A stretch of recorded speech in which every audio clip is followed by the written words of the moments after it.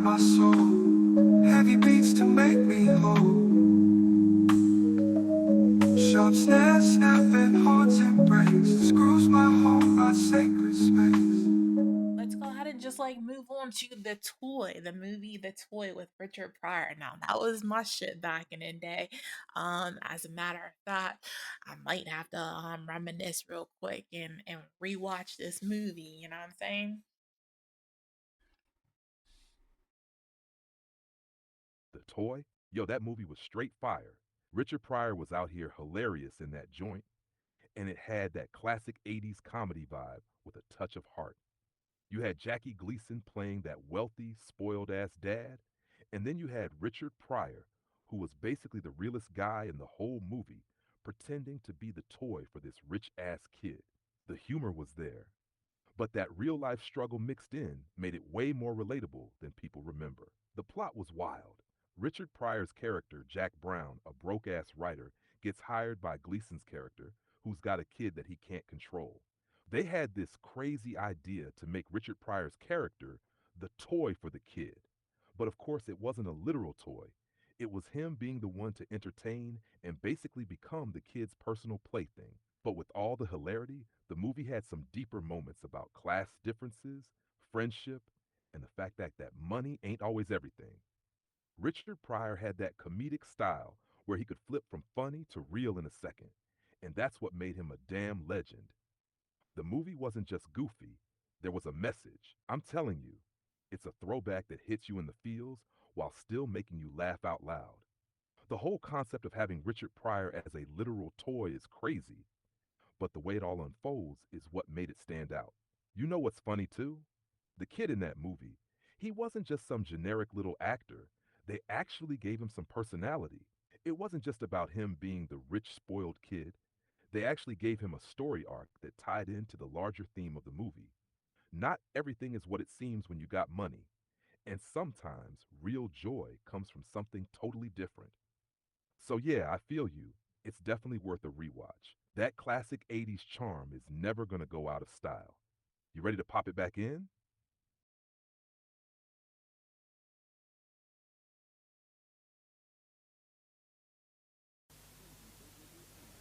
In these difficult times, some people will do anything to find a job. But if you're in the right place at the right time, there's no telling how far you can go. You're, very strong for a little lady. And you have a lot of hair on your lip. This time, Jack Brown is about to go too far. I want him. He's not to say it. Daddy said anything I wanted, anything in the store. Wrap him up. The Toy, Are you crazy? starring Richard Pryor Help! and Jackie Gleason. What do you need? Well, let's start at 1,000. We'll work our way up from there. 1,000 is highway robbery. 2,000.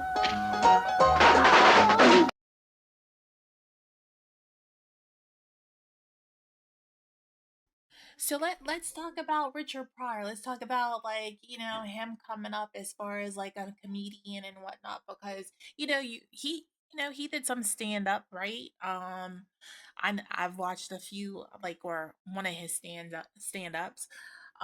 So like let's keep it short. No need to like make it a whole like book or nothing. So yeah, I just want to talk about Richard Pryor and maybe like how he got started and his moving from stand up into the movie industry. It seems like a lot of people have done it that like what I mean went from being a comic to now being in movies.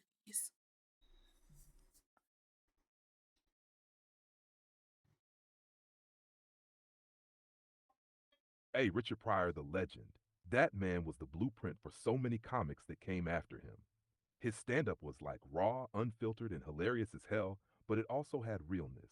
He didn't just tell jokes, he told stories. Stories about the pain, the struggle, and the crazy shit he had gone through in his life, making it funny as hell in the process. Richard came up in Peoria, Illinois, and by the time he hit New York, He was hungry, straight up grinding in those comedy clubs.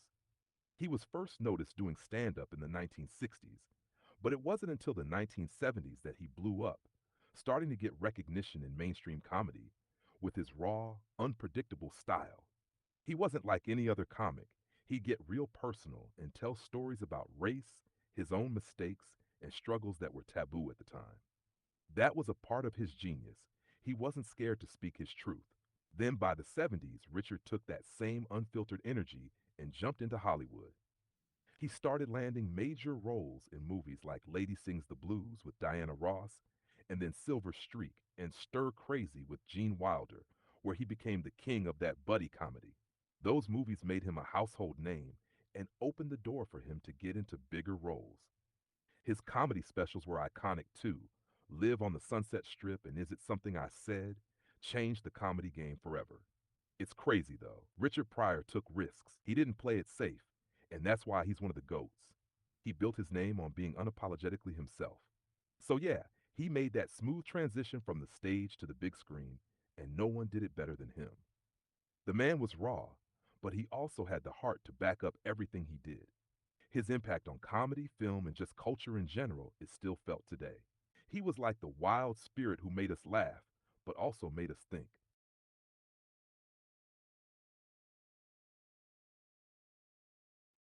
So, there's a lot of controversy, right, about around this film, The Toy, where they say like, it was kind of being racist, the fact that Richard Pryor, like, it's almost like him being like, a slave and this, that, and the other thing. What's your take on that? What do you think about that whole perspective where people are kind of, upset about it? Yo, that's a heavy take for real. People have been debating the toy for years because, on the surface, yeah, it does have that weird, uncomfortable vibe when you look at it from a modern lens. I mean, the plot of the movie is a rich white kid who picks Richard Pryor to be his toy, like a grown man who's basically his plaything. And honestly, when you frame it like that, it does hit some uncomfortable notes, kind of like a reversal of slavery, where this black man is used for entertainment, like he's an object to be bought and played with. But here's the thing, Richard Pryor was an artist, right? He wasn't just some dude doing a paycheck movie. He was there to give it his all, make it funny, and give it some depth. You could say that it was about showing that Richard's character, even in this messed up situation, could hold his own, play the system, and ultimately get the last laugh in a way. The movie, in a way, was also poking fun at the ridiculousness of wealth and class, like how money can literally buy anything, even a person's time and dignity. But yeah, I see why people take issue with it. The toy is kind of problematic when you think about the racial and power dynamics. The whole premise of a black man being bought to entertain a white kid definitely raises eyebrows, especially with all the slavery undertones. It wasn't like Richard's character was just a funny guy hired to work in a toy store. Nah, it was a rich white family literally treating him like an object. It's a classic case of Hollywood doing too much in the name of comedy, and while I can see the humor, I can also see how it comes across as tone deaf and even a bit insensitive.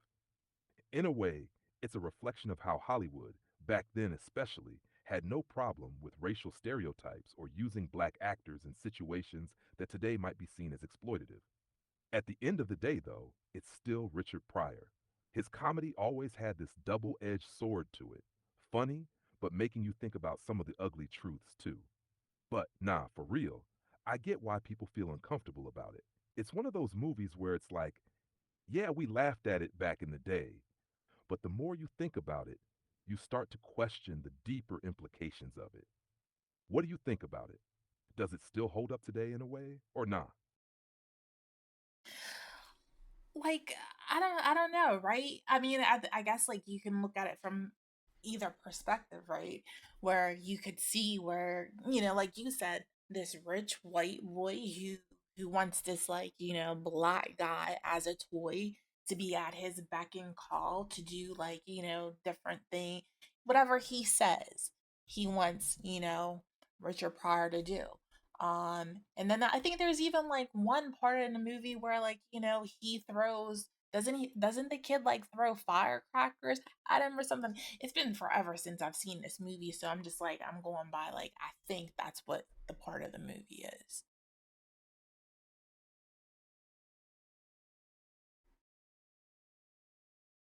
Yo, you're right on the money. Because that part is one of those scenes where you're like, damn, this kid is wildin'. Yeah, he does throw firecrackers at Richard Pryor's character, which just adds to the whole toy thing, where he's not just this man's personal servant, but he's like treated like a plaything in the worst ways possible.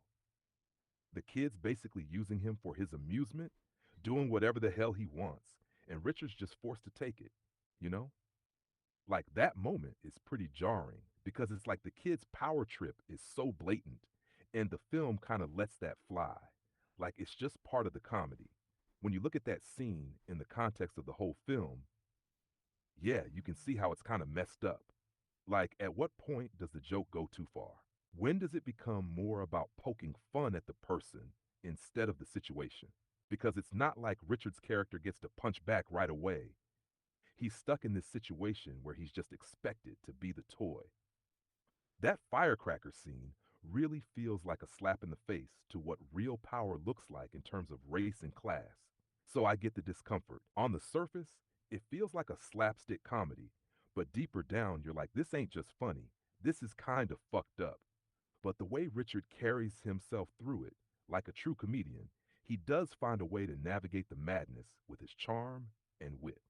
It's just that the context makes it hard to ignore the whole slave labor angle, even though it's not exactly meant to be taken literally. It's definitely a weird one. I think you hit the nail on the head, though. You could watch it with a grin, or you could look at it through today's lens and think, yo, we've come a long way, but some things are still messed up. What do you think? Do you take it for what it is, or do you feel like it's a bit too much, even for Richard?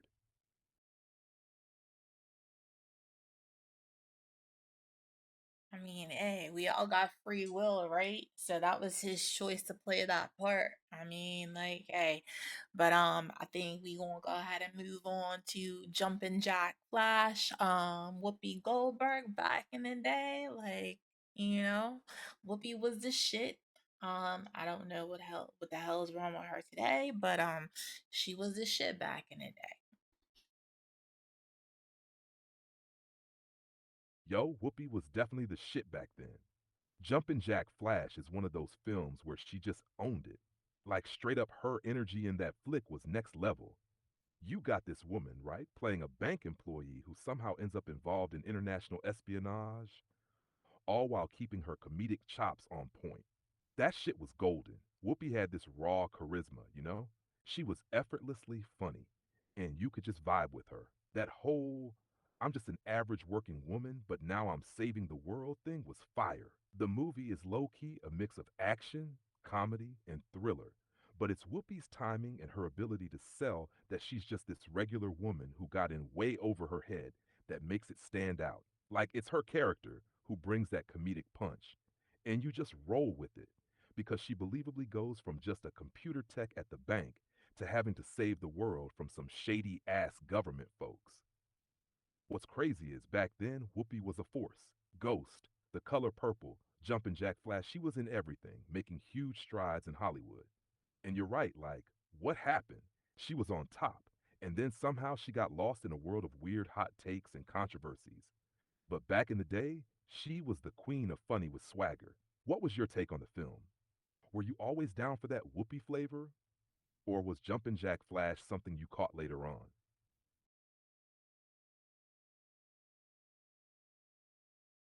So for me personally, Jumpin' Jack Flash, but he like came out in 1986. I was 6 years old, so of course, like I didn't see it until later on. You know, when I was like a teenager, so it had already been out for like X amount of years and whatnot.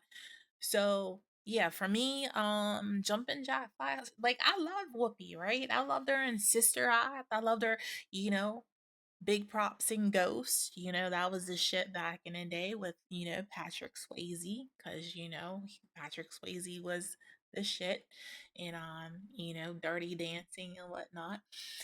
So yeah, I'm yeah, Whoopi Goldberg, she did her thing back in the day. I just don't know what happened to her. Just don't know what happened to her.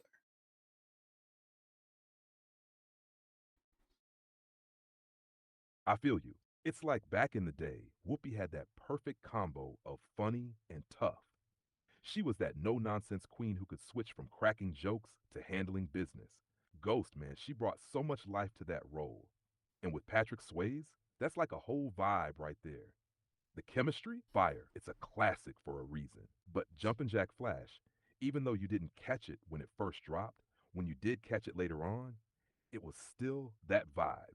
It wasn't just a comedy, it was a ride with a solid story and action that held up over the years. You see Whoopi doing her thing, and even though it's a little goofy at times, it still works because she brings that realness. But yeah, what happened to her? It's like she went from being everywhere to just not in that same spotlight. I think it's safe to say she was a whole different breed of actress. But then Hollywood shifts, and it's like some folks either evolve with it or just get left behind in the process. But Whoopi was the face of comedy for a minute, and her run was legit. It's wild seeing how she transitioned from straight up comedy into some of those more serious roles, though. Still, looking back, it's a damn shame she's not getting the same respect today. You ever get into any of her other stuff, like outside of her big movie roles? Or was it mostly just those major hits for you?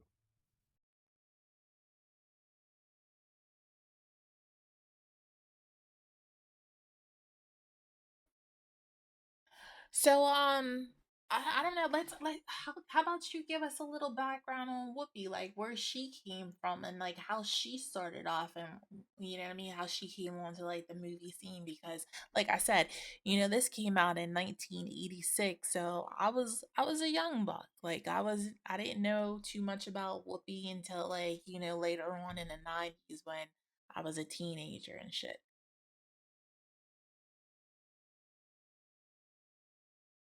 Bet. Whoopi Goldberg, originally Karen Elaine Johnson, started out in stand up comedy in the late 70s, making a name for herself in the New York scene. She broke big in 1985 with The Color Purple, for which she got an Oscar nod. That put her on the map, and she followed up with Jumpin' Jack Flash in '86. She was already known for her humor and powerful acting chops, becoming a pop culture icon through the '80s and '90s. All right. So she was it seems like a lot of these like actors or actresses, right? We had Richard Pryor, he was a stand up. We had Whoopi Goldberg, he was this stand up. Um, I don't know about Sherman Hensley. I don't want to go back to that because I think we've already like, did the too much Sherman. But yeah, that's crazy. And then we're getting ready to go into Beverly Hills Cop with Eddie Murphy. He started off as a stand-up comedian.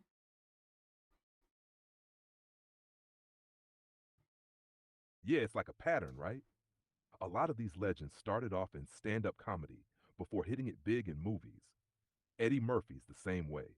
He was blowing up on Saturday Night Live in the early '80s and then dropped Beverly Hills Cop in '84, which made him a superstar. He had that raw energy from his stand up, and it transferred straight into his films.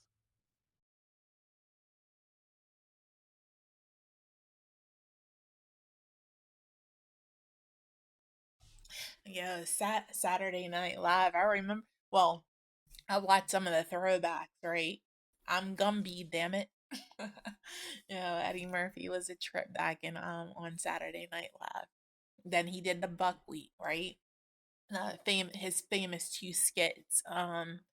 Yeah, so let's go ahead and jump into this trailer for Beverly Hills Cop and reminisce. Hey, Beverly Hills Cop, that's a classic. Eddie Murphy was straight up hilarious in that joint.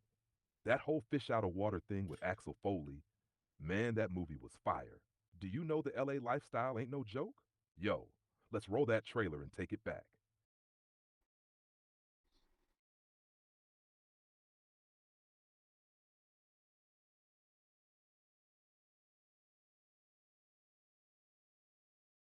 What were you doing California anyway? I was working. Working where? Beverly Hills. Hey, Mikey.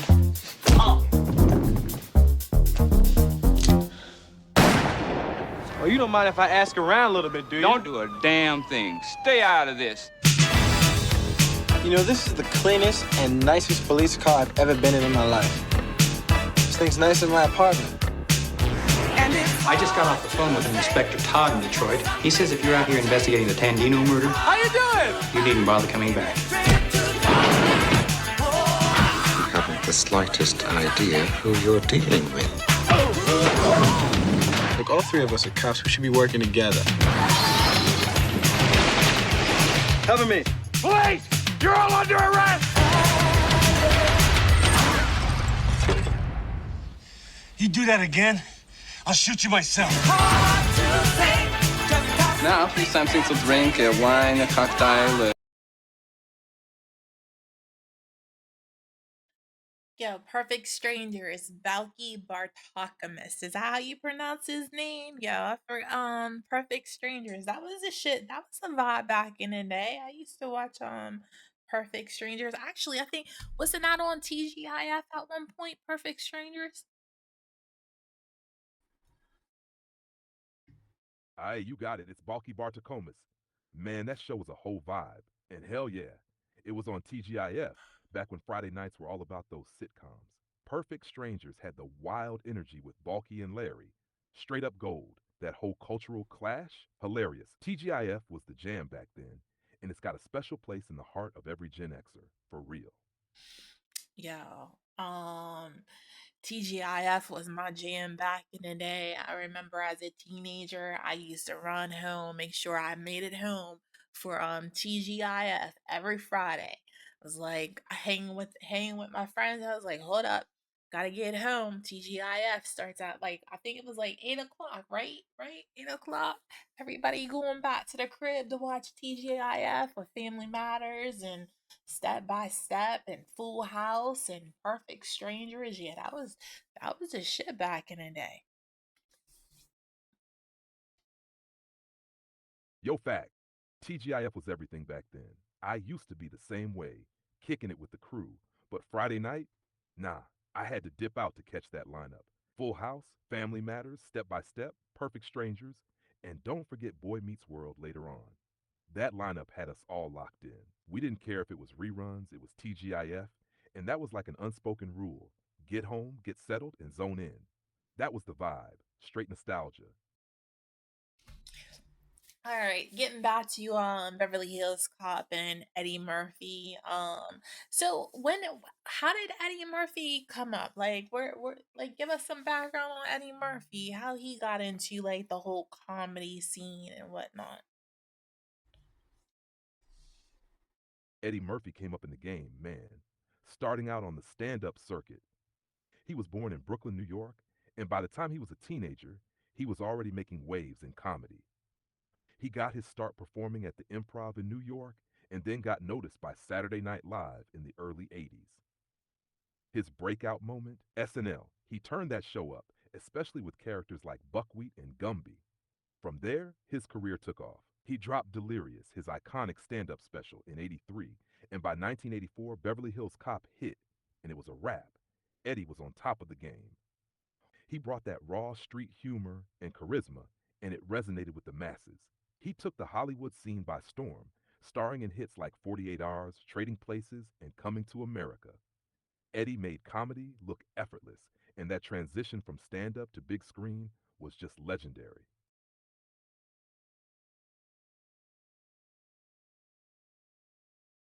All right. So a little information about like Eddie Murphy, and yeah, definitely remember him in the whole like I think there were so many comedians that came up from SNL, right? I mean, even now today, there's a lot of people like a lot of comedians that get their start from SNL, like Chris Farley, shout out to him, the late great Chris Farley.